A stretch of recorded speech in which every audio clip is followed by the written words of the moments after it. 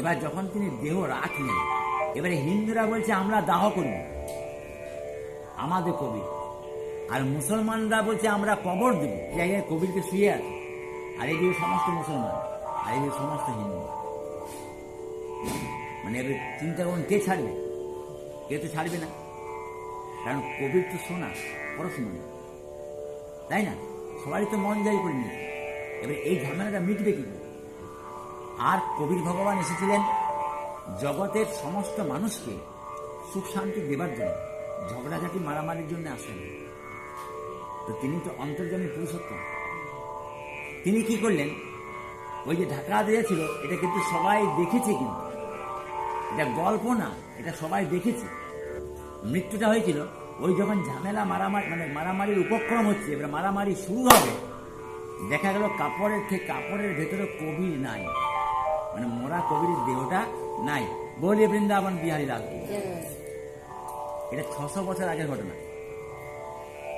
এবারে মারামারি করার আবার দেখছে কবিরের যে দেহটা ছিল, ওই দেহটা কাপড়টা নেমে গেল নিচের দিকে।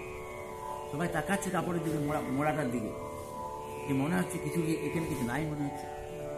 আর মাঝখানটা আপনার একটু ফুলে আছে, এইটা মাঝখানে ফুলে আছে। এবার সবাই নিস্তব্ধ হয়ে গেল, সাইলেন্স হয়ে গেল। ঘটনাটা কি? কাপড়টা খুলছে সবাই, কাপড়টা খুলে কি পেল? অপূর্ব সুগন্ধ, ভালো ভালো ফুল এক গুচ্ছ। বলে বৃন্দাবন বিহারী লাল। পারলেন বুঝতে? যখন কাপড়টা খুললো তখন একগুচ্ছ সুগন্ধ ফুল পাওয়া গেল, এত গন্ধ যে চারিদিকে আমোদ, মানে পাগল হয়ে গেল মানুষ। এবার কি হলো, ওই মুসলমানরা আর হিন্দুরা আমরা কবিরকে হারালাম এই বলে তারা গলায় জড়াজড়ি দিয়ে কান্না শুরু করল, যে আমরা কি ভুল করেছি, কি পাপ করেছি, আজকে আমরা কবিরকে নিয়ে কাড়াকাড়ি করছি না। কিন্তু দেখো, আমাদের জন্য তিনি কিন্তু অদৃশ্য হয়ে গেলেন, আর আমাদের দিয়ে গেলেন ফুল। সবাই গলায় জড়াজড়ি দিয়ে কান্নাকাটি শুরু করল, এবং ওই ফুলগুলো অর্ধেক নিল মুসলমান আর অর্ধেক নিল হিন্দু। বলে বৃন্দাবন দিয়ে দিলাম।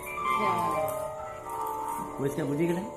তাহলে যার জন্মটা খুঁজে পাওয়া যায় না, যার মৃত্যুটাও খুঁজে, মানে দেহটা খুঁজে পাওয়া যায় না, তিনি কে? কিন্তু সদ্গুরু রূপে এসেছিলেন। এই কবির ভগবান একমাত্র সদ্গুরু জগতে, পৃথিবীতে আদার্স কোন সদ্গুরু জগতে আসে না।